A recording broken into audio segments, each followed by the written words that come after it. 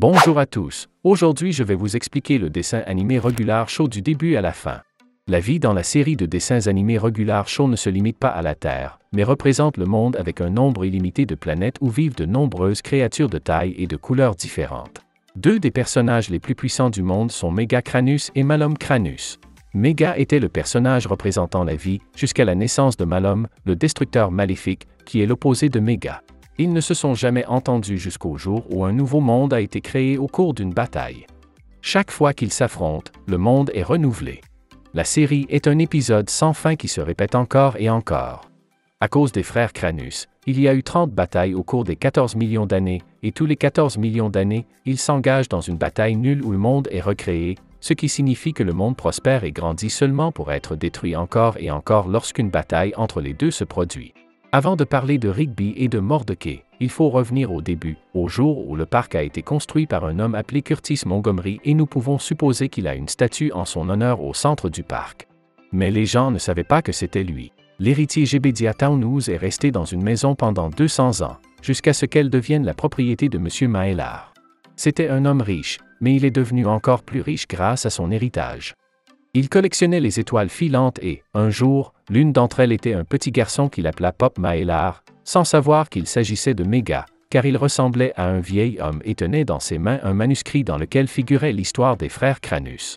Pop vécut 100 ans sur Terre jusqu'au jour où il vit quelque chose d'étrange à travers son télescope. Son père lui acheta un enregistreur vocal qui était toujours en feu. Son père étant toujours occupé et strict à son égard, il se distrayait en regardant l'espace et il voulait toujours voir une planète appelée Loliland, qui apparaît tous les 25 ans. Il ne connaissait pas son nom et ne savait pas pourquoi il était si attiré par elle. Parlons maintenant de Skip qui a vécu très longtemps parce qu'il est immortel. Mais comment est-il devenu immortel? Il travaillait avec Samson comme chasseur de tornades au 18e siècle. Un jour, il s'est retrouvé à se battre à l'intérieur de la tornade avec des voyageurs, un oiseau bleu et un raton laveur. Skip et Samson se sont séparés et chacun a fini par vivre sa propre vie. Skip voulait retourner à l'école, mais comme il était un fauteur de troubles, il a été renvoyé plusieurs fois et rejeté par de nombreuses écoles, jusqu'à ce que l'une d'entre elles l'accepte enfin. Le directeur de l'école ressemble tellement à Benson qu'il pourrait être son grand-père. Skip a rencontré Mona, son amour, et jusqu'alors, il s'appelait Alex, mais après avoir été recalé, il a changé de nom. Nous rencontrons également les gardiens de la jeunesse éternelle et leur jeune frère qui n'a qu'un seul but dans la vie, vaincre Skip et contrôler le monde. Un jour, Skip décide de se battre contre lui, malgré les efforts de Mona pour le dissuader, car elle avait peur de le perdre. Il finit donc par s'y résoudre. Puis vient le jour de leur mariage et Skip ne peut plus éviter le combat. C'est là qu'il a perdu Mona au cours de la bataille. Les gardiens de la jeunesse éternelle lui suggèrent alors de devenir immortel pour combattre le danger qui arrivera sur Terre dans de nombreuses années, et il change son nom en Skip, en hommage à Mona. Skip a ensuite commencé à travailler au parc, jusqu'à aujourd'hui. Il a aussi un cousin clown, mais ce n'est pas important. Muscleman. Parlons-en. C'est un homme ennuyeux qui fait des blagues qu'il tient de son père. Monsieur Muscle était si fier de son père qu'il pensait qu'il était chauffeur de camion, alors qu'en fait son père était gardien de boîte. Ce n'est qu'à un moment de sa vie que les gens ont cessé de l'appeler par son nom et ont commencé à l'appeler Muscleman. C'est le jour où il a sauvé son père de la mort avec des poids de la salle de sport. C'est alors que ses muscles sont apparus instantanément. Un jour, Monsieur Muscle a estimé qu'il était temps de se retirer du culturisme et de participer à des concours de cuisine, ce qui l'a fait grossir, mais il a gagné un camion. Monsieur Muscle était au lycée lorsqu'il rencontra un fantôme populaire dont il était jaloux. Un jour, ils décidèrent de faire une course dans un parc voisin, mais ils finirent par s'écraser contre un rocher, créant ainsi un trou dans le sol. Monsieur Muscle est tombé dedans, mais le fantôme l'a sauvé et, depuis ce jour, ils sont devenus les meilleurs amis du monde. Le trou est toujours là depuis de nombreuses années. Parlons maintenant de Benson. Son histoire est assez drôle. Lorsqu'il était enfant, ou plutôt petit distributeur de bonbons, sa famille se disputait souvent, ce qui explique qu'il soit toujours en colère.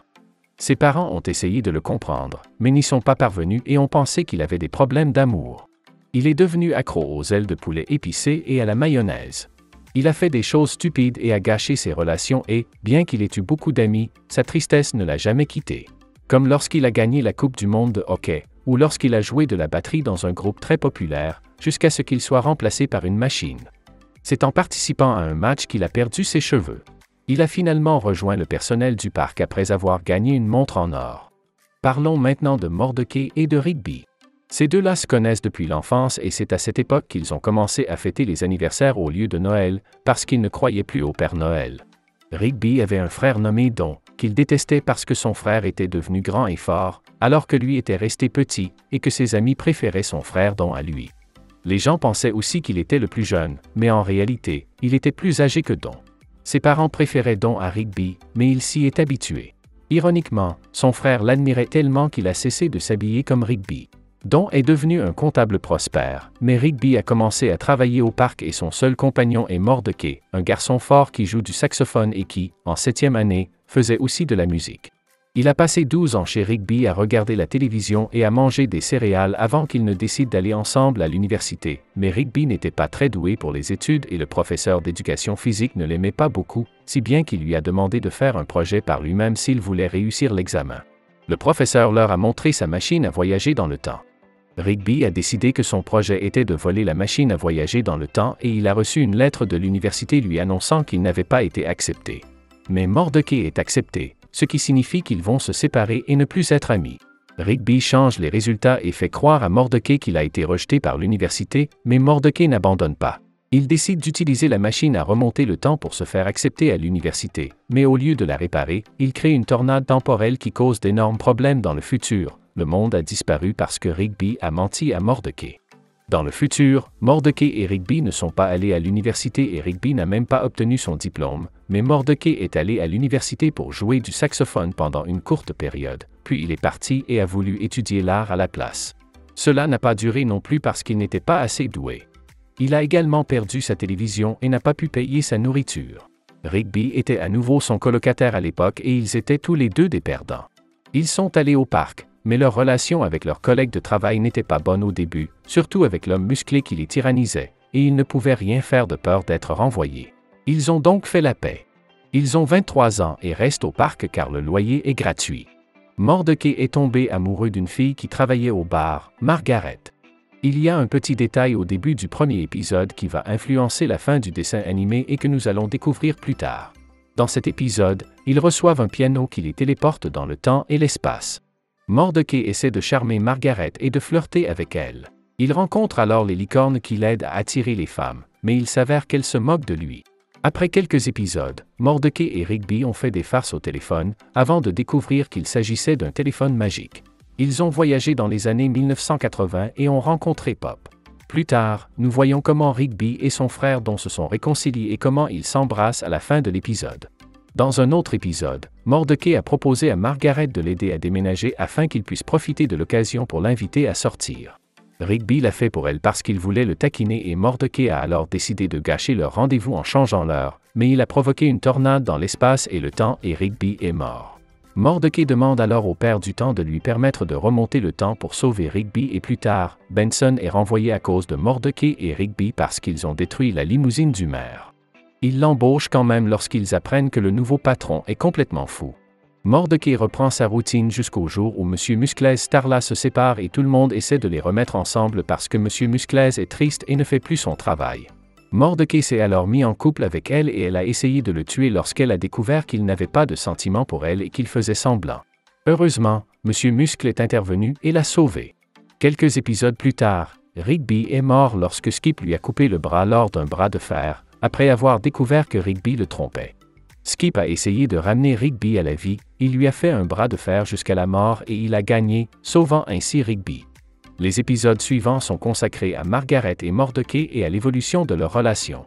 Dans les derniers épisodes, nous voyons les problèmes de colère de Benson, qui était en colère à cause de Mordecai et de Rigby, et qui n'a pas fait son travail, alors ils l'ont menacé de le renvoyer s'il n'arrêtait pas de crier.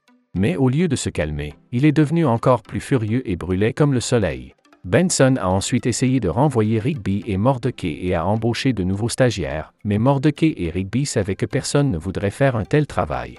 Mordecai et Rigby ont dû combattre Clogban une fois de plus, mais en utilisant les gants de Skip, comme dans le jeu vidéo. Monsieur Muscle est mort à cause de Rigby et Mordecai, et pour le sauver, les deux ont suggéré de s'occuper du fils de la mort et de l'endormir, sauvant ainsi Muscleman. Dans les épisodes suivants, Mordecai essaie d'embrasser Margaret, mais elle l'embarrasse en disant que sa bouche a une drôle d'odeur.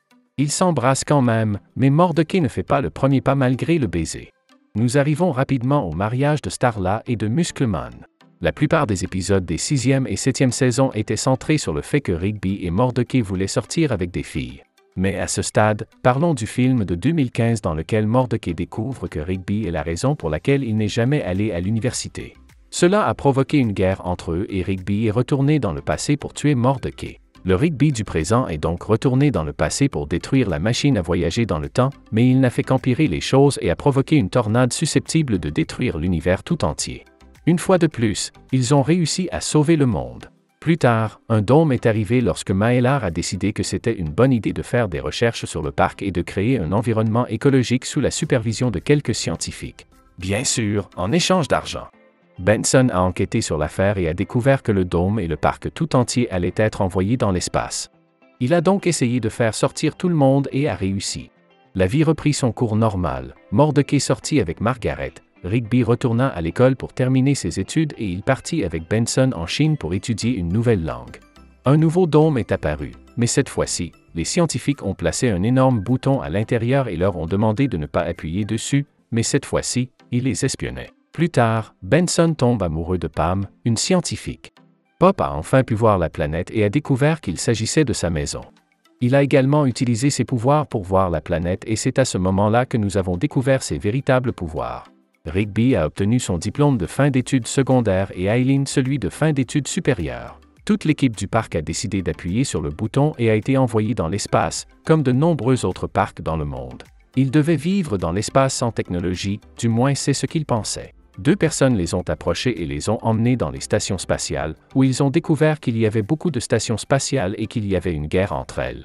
On leur a dit qu'il y avait une mission secrète qui allait changer le monde entier. Benson n'en était pas convaincu, il est donc retourné sur Terre, mais en fait il ne l'a pas fait parce qu'il était dans un simulateur. Il a donc accepté de les accompagner.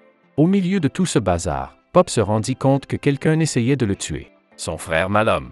Rigby et Mordecai s'entraînaient avec des vaisseaux spatiaux en se croyant dans un jeu vidéo à travers un simulateur, quand le colonel était prêt à les envoyer sur une nouvelle planète après avoir terminé leur entraînement. Malum a attaqué et détruit leur vaisseau, mais ils ont réussi à s'échapper.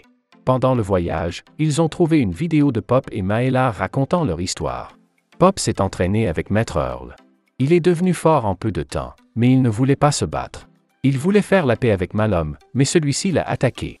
Heureusement, il s'est sacrifié pour le sauver. Tout le monde est mort, et pendant que Mordecai et Rigby étaient au milieu de la bataille, ils sont remontés dans le temps jusqu'au premier épisode. Ils réalisent alors ce qui s'est passé et utilisent le piano magique pour retourner au combat. Pop a contenu sa colère pour éviter que ses amis ne meurent. Puis Pop a attaqué Malum avec un câlin et celui-ci s'est sacrifié en flottant dans le soleil. Tout explose à nouveau, mais cette fois l'univers ne se recrée pas car les frères sont morts. Sur Terre, Mordecai quitta Rigby et le parc, et ils continuèrent leur vie séparément. Mordecai devint un artiste et rencontra le véritable amour de sa vie. Rigby vécut avec Aileen et Benson avec Pam et ils restèrent ensemble dans le parc. 25 ans plus tard, ils se sont retrouvés et c'est la dernière fois que nous les avons vus vieillir et vivre leur vie normalement. Si vous avez aimé la vidéo, abonnez-vous, laissez un like et un commentaire pour aider la chaîne à grandir. Merci d'avoir regardé cette vidéo.